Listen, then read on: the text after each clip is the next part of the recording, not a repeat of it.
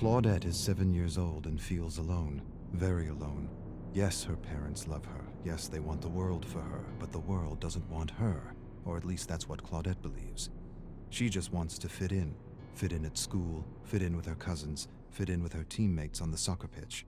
But fitting in isn't as simple as being like others. She's different, and she knows it. She feels slow, unresponsive, not quick enough to understand her teacher or keep up with her class. The librarian calls her addle-minded.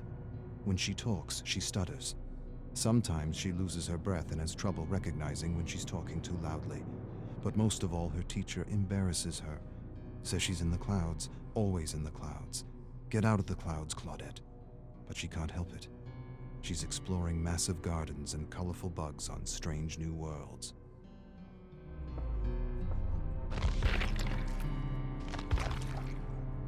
Claudette feels things more than others, much more.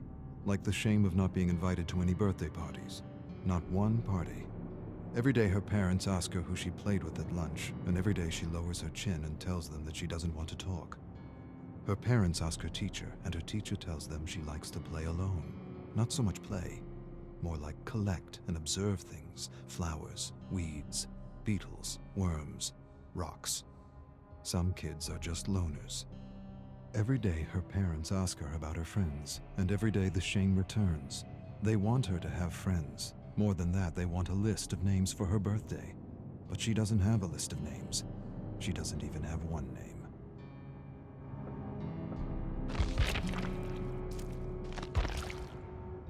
Claudette observes a beetle while her classmates chase one another around the playground.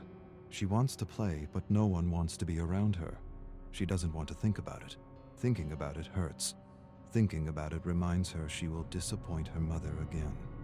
Her mother just wants her to have a friend, but making a friend isn't easy, not for Claudette. And she wishes more than anything that it was as easy for her as it was for others. She wishes she had a friend to make her parents worry less. Maybe they would even be proud. Maybe she should give up her passion for bugs and flowers. Maybe that would help. Maybe then she would be like other kids. But the need to explore and collect is strong. It is not beyond her. It is her.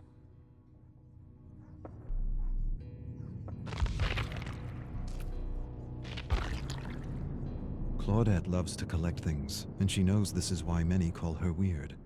Her father tells her she's perfect the way she is. He tells her a man named Darwin used to collect bugs and plants too. He had a big imagination like her. He often mused on ideas and theories, and boy did he come up with a whopper of a theory. He explains the theory, and she understands. Her father has a way of taking complicated ideas and making them easy to understand. Darwin.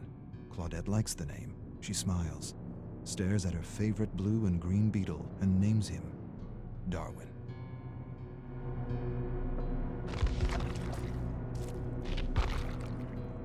Claudette's mom is crying. She's upset because Claudette is having trouble in school. Her grades are lower than they've ever been. She doesn't understand what she's doing wrong as a parent. Her dad says she's doing nothing wrong. He says Claudette's wired differently, and that's okay. Her mom doesn't want her to collect plants and bugs anymore. Her dad says that's the best part of her, and he doesn't need a child who fits some bell curve. More than this, he defends her. He tells her mother that the greatest treasures gifted to the world were from those who didn't conform, who weren't normal, who didn't fit some outdated bell curve. Tolstoy, Tesla, Einstein, Shakespeare. Her mother doesn't care. A sudden cry escapes her lips. I don't want her to repeat the year.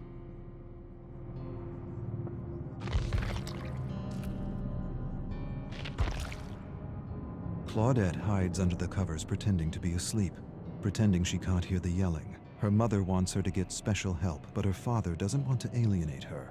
He's right. Claudette doesn't want the other kids to know she needs special help. They'll laugh at her. She'll figure things out. She promises she will. Her new substitute teacher, Mrs. Cahill, is helping her. A lot more than the other teacher who always said she was in the clouds. Her father says stress is the worst thing for a child's developing brain. Leave her be. Let her grow at her own pace. Stress shrinks the brain, destroys confidence, kills creativity. He doesn't want her studying at lunchtime. Lunchtime is for real growth, authentic growth. Growth unhindered by the pressure of tests and the fear of making mistakes.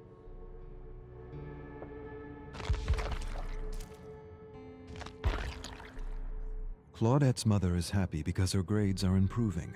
A single teacher can make a difference, can make all the difference, especially this teacher.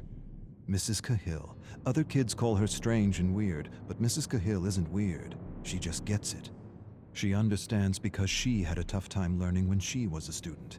This is why she makes an extra effort to help Claudette, to help her understand what she is explaining in class without alienating her.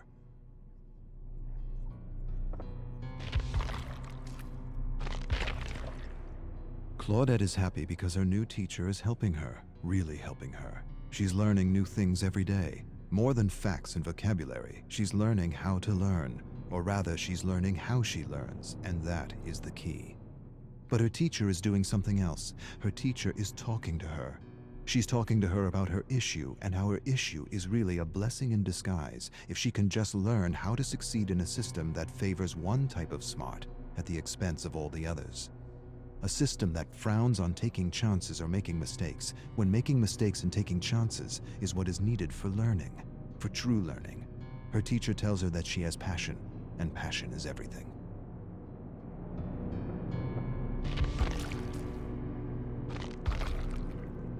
Claudette knows she's not like other kids, and she doesn't have to be. Things like bell curves and ideal student don't apply to her, and that's okay. The ideal mold is a prison for those wired differently, and her teacher has set her free. Her grades are getting better and a test is coming. She writes, visualizes, and imagines everything she needs to remember, and somehow this works. The right teacher at the right time can make all the difference. Her parents are proud, very proud, but still her mother wishes she had friends. Still her mother wishes she liked what other girls liked. Her parents argue in another room about what to get for her birthday. Her mother wants to buy a new doll. Her father thinks she'd like something more related to bugs, plants, and bacteria. The suggestion upsets her mother. Her father defends her. See her for who she is, and not who you want her to be. Her mother goes silent. She suddenly releases a cry and says she doesn't want her to be bullied like she was bullied throughout school. Claudette's eyes go wide. For the first time in her life, she realizes her mother's wired differently too.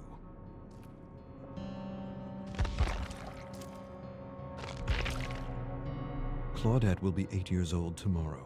She should be eager. She should be excited. She should be counting the hours, minutes, seconds. Instead, she is none of these. She dreads the moment she will have to open her gift. Every year it's the same. Dolls, crafts, jewelry. Nothing that means anything to her. Maybe this year she'll smile and pretend she didn't want a magnifying glass, or a collection of stones, or a set of books on botany. Maybe, to make things easier, she'll pretend. Maybe that'll make her mother less scared for her. Seeing her happy about her grades felt good. Real good.